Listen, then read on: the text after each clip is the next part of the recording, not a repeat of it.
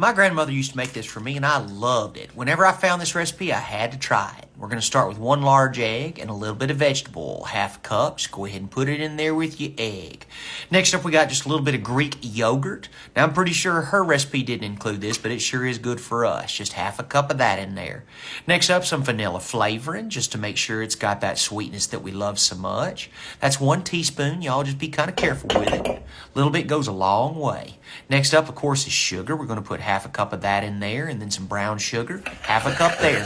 Zhuzh all that together, okay? Make sure that the egg yolk and the white are really well mixed with anything and everything there in the bottom of this bowl, okay? This is going to make a real sweet base for what we're going to be going with our batter for today. But my goodness, is it delicious. Oh my God, it's got a million wonderful memories for me. This would come out of the oven and the whole house would smell like a dream come true. Cut you off a hunk and just slather it with butter. Lord, that's the way to live, all right? Next up, we got to temper our batter with just a little bit of savory. So we're going to use 1.5 cups of flour. Then we're going to put some ginger in there. Y'all excuse me, I always bring this up real close to the camera so we can see it. That lettering is very close to the same color as the bottle and the ginger inside. It's 1 teaspoon of that, 1 teaspoon of cinnamon. Then we're going to put 1/2 teaspoon of both baking powder and baking soda in there.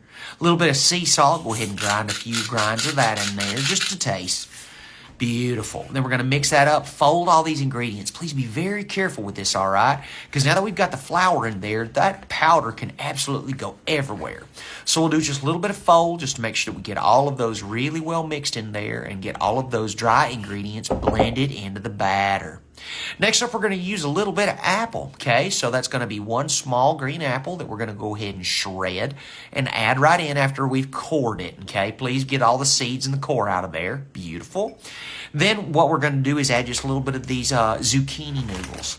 You see where this is going? Exactly. Going to add about 1 cup of those in there as well. Make sure you break them up, crumble up a little bit, because if you get a whole mouthful of zucchini, ain't nothing wrong with it. Tastes absolutely incredible. But we want to make sure that we even it out really well with our apple, okay? Now we're going to get our loaf pan out here. As you can tell, we've already sprayed it with our anti-stick spray, so she's ready to go. Going to go ahead and put another layer on there just to be safe. You know, there ain't nothing worse than losing half of your loaf of whatever it is that you're baking to the dish that you baked it in. Now we're going to move that batter from our mixing bowl right down here into our loaf pan. Just perfect. I wish you'd look at that. I love the texture of this. Between the apples and the zucchini, it is absolutely wonderful. Oh my goodness, my grandmother was the most incredible cook. Baker, cook, any and all of it. If it came from her skillet pan kitchen, I promise you it was absolutely out of this world.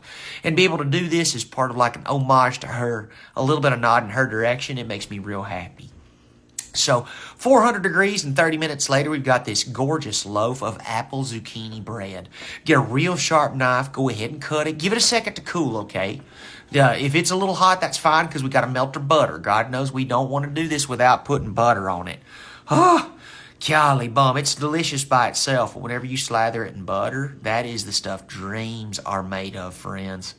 You serve this with a big old glass of ice cold milk or a piping hot cup of coffee. It just don't get no better, okay? Now, that's just my experience. Some of y'all may have something to say about it, but I promise you, a slice of this sends you to the moon. Woo! Yes, please.